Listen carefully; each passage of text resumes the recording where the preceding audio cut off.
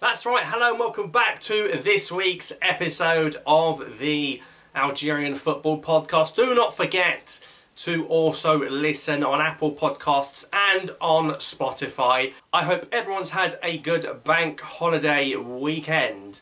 Lots to talk about. Not been a great sort of weekend in terms of Algerian footballer performances, but certainly lots of hot topics to delve into. Now, the first thing we should confirm and make clear is that last week we spoke about what Algeria's next two matches going to be. We know we're now facing Guinea and Nigeria. September 23rd against Guinea. That's a Friday. That's an 8 o'clock kickoff in Oran. Just like the Nigeria game, also in Oran on the 27th of September, which I believe is a Tuesday.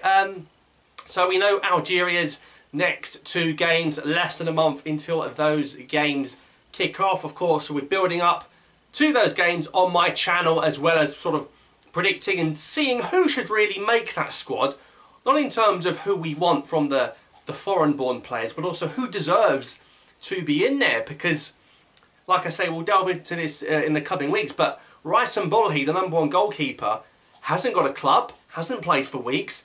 I'll be very surprised if we see Raissam Bolhi picked in this international selection squad. You look at Mandrea with the performance against Iran in the last game. You look at Zagba with the penalty save against Uganda. You could see Ukija come back into the fold as well. Maybe Marbah from the Moroccan Botola. So we'll see what happens on the goalkeeping front. So looking forward to those games. But what shirt are Algeria going to be wearing? Well, we know that the deal with Adidas is not going to be renewed. So the upcoming Algeria kit for the new season will be Adidas's last kit for the Algerian national team. After that, a new partner will pick up the deal.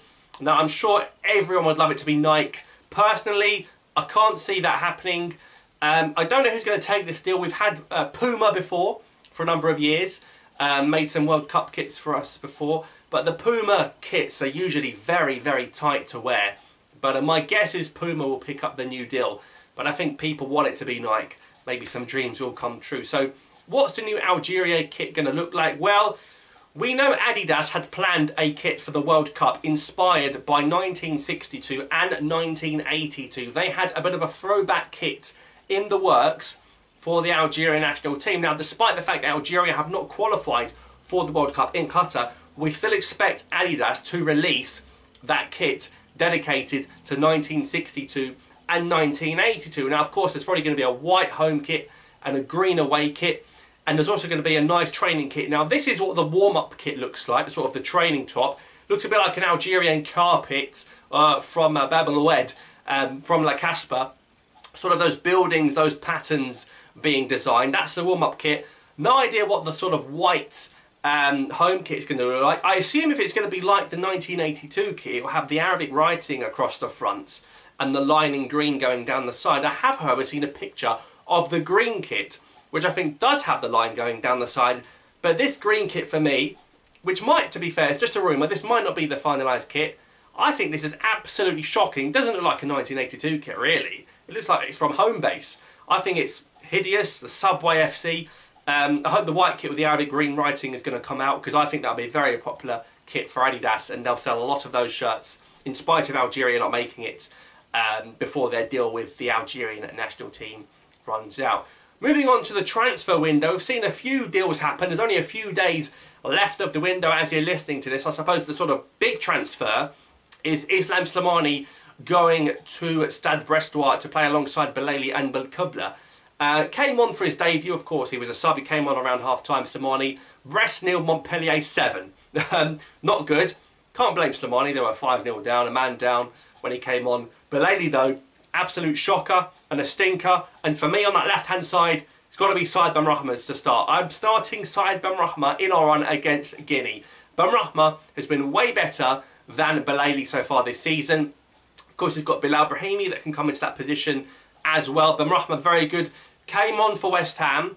A lot of people were surprised that he scored on Thursday in the Conference League and then was on the bench. 0-0 against Aston Villa at half-time. We did get our first league win of the season. Benrahma came on. He played in the middle, by the way, not even on the left. He played in the middle. Completely changed that game.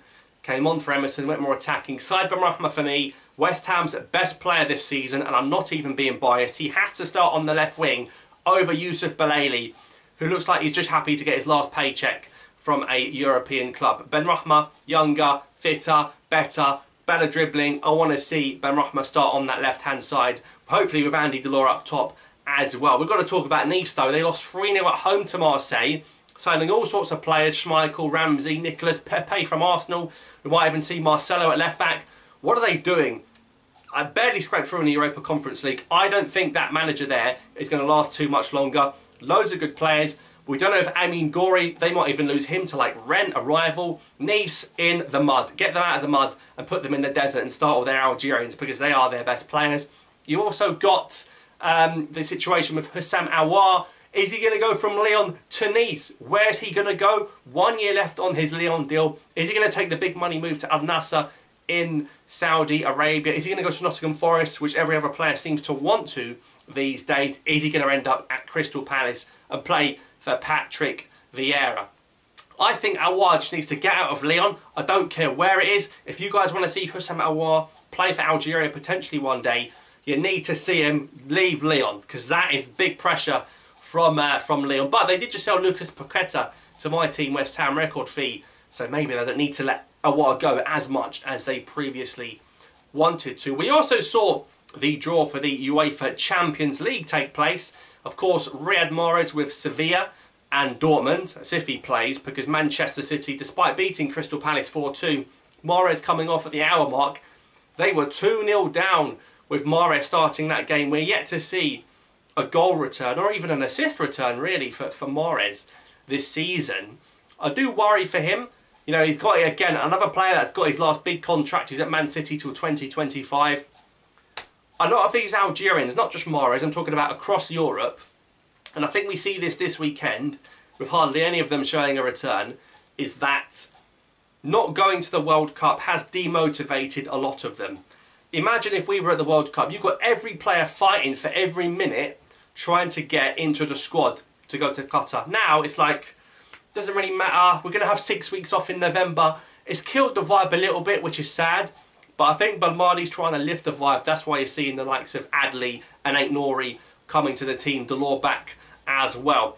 So Man City in the Champions League should be fine. It's in the knockout stages when they tend to mess up.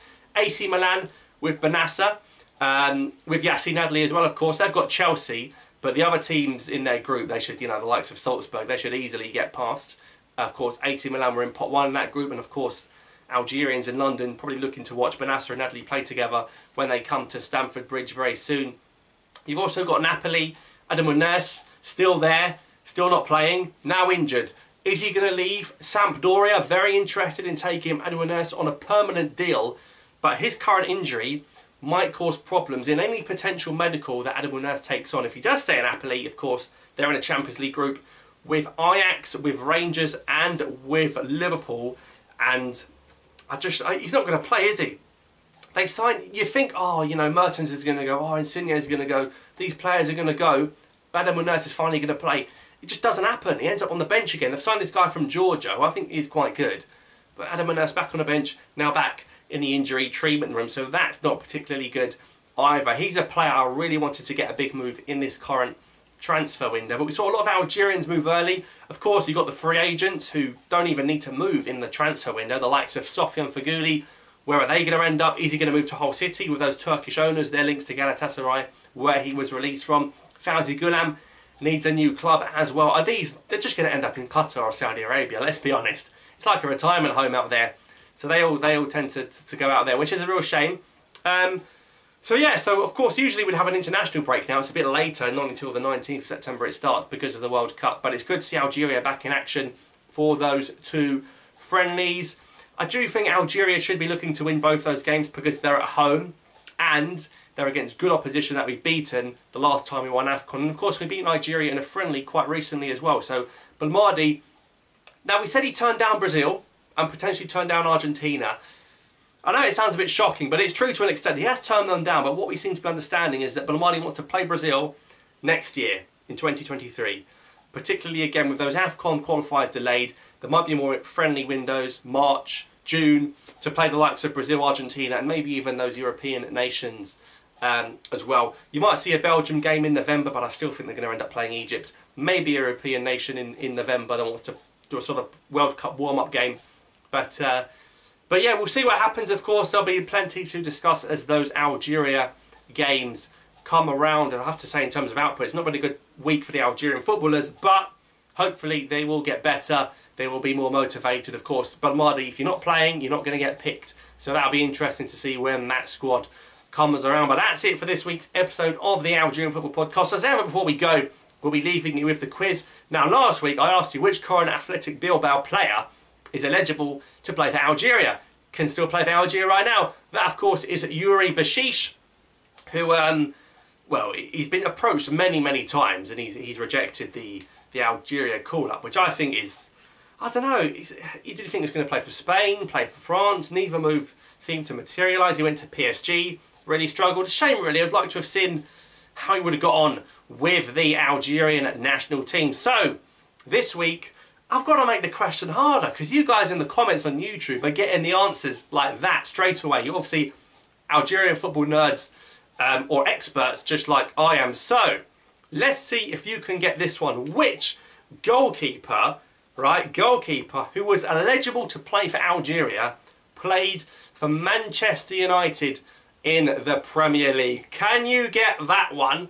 I'm sure the elder viewers might be able to get that one. I'll tell you the answer on next week's show. Thanks for watching. I'll see you next time.